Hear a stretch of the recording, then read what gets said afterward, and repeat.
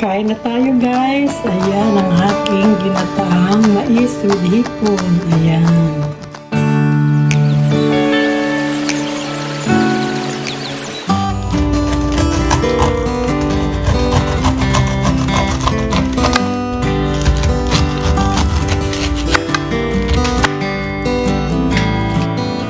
Hello guys, good morning. Uso ang mais ngayon dito. Kamura lang ang presyo. Kaya bumili kami ng marami. And para maiba naman, ang tawag sa amin nito, ginadkad ko yung mais para gataan ko ito sa maraming malunggay na dahon. Tsaka lagyan ko siya ng hipon. Ayan. So 3 piraso pa lang itong mais na ginadkad ko pero marami na siya. Ayan guys, oh. Tsaka ano siya, manamis-namis. Nailaga na namin yung iba. So 3 piraso lang yung aking ginadkad pero marami na. So siguro sakto na itong 3 piraso. At ito na guys, umpisahan ko na yung pagluluto ko ng ginataang mais. So syempre ito, olive oil.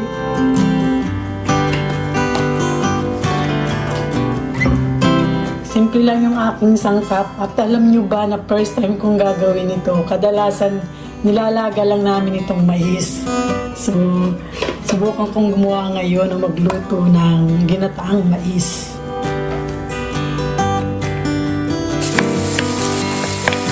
Siyempre bawang.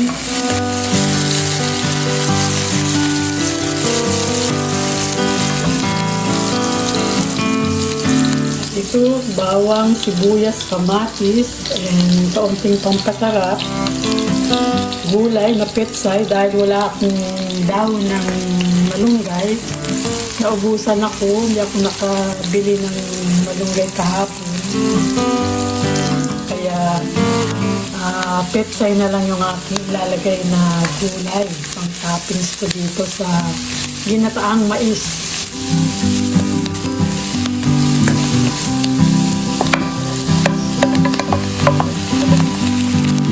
First time kong lulutuin ito, so nilagyan ko siya ng paminta. Ganito ako magluto. Hinigisa ko rin yung paminta kasama ng bawang, sibuyas, kamatis. And syempre, asin. Kapag nagigisa ako, nagluluto, talagang niluluto ko muna ng gusto yung bawang, sibuyas, kamatis. Para mas malasa yung niluluto ko. Ganyan guys ang technique sa masarap na luto. And ilalagay ko na ngayon yung mais. Ayan, gigisa ko na siya. Wala pa siyang tubig. Inugasan ko siya na 1 beses kasi naiwasan yung kaunting, mawala yung kaunting dumi.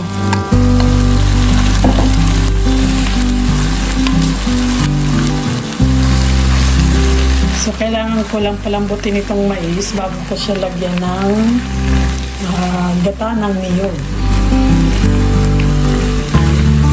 And lalahukan ko siya ng hipon.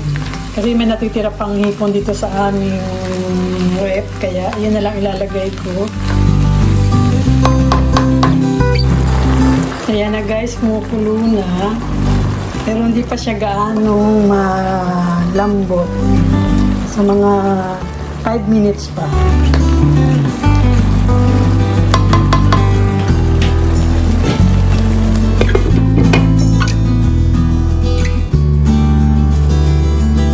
Dito lang guys sa Saudi, mahirap magpakayod ng niyog, malayo yung lulu. So bumili lang kami sa baba ng nakabox na milk powder. Ayan, coconut milk powder ang tawag na dito sa Saudi Arabia. Tinutunaw ko lang siya sa mainit na tubig para mas mas malapot. Ayan guys, ilalagay ko na itong hipon. Sa amoy pa lang, napapakain na ako.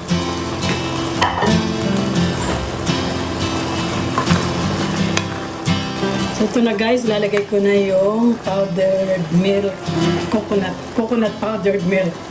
Kalito. Lalagay ko, hindi ko muna ilalahat.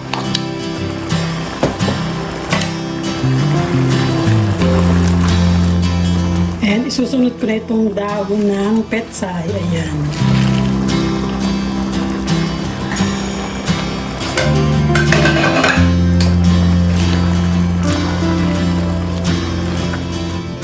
So ayan guys, naibuhos ko na yung natitira pang gata ng niyog. So powdered milk. So titikman ko ngayon ito.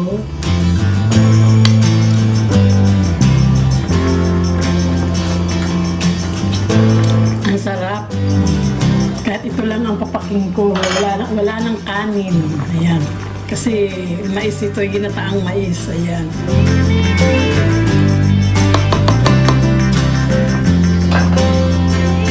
And dahil may natitira akong dahon ng sibuyas, isasama ko na ito. Kaysa naman mabulok pa ito sa akin.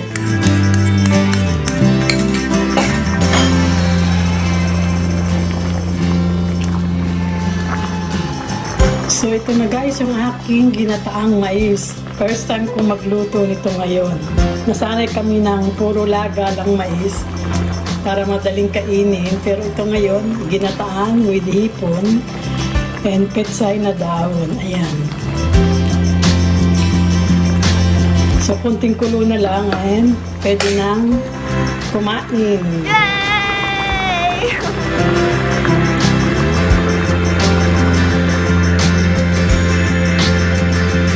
Kain na tayo guys. Ayan ang aking ginataang mais with hipon.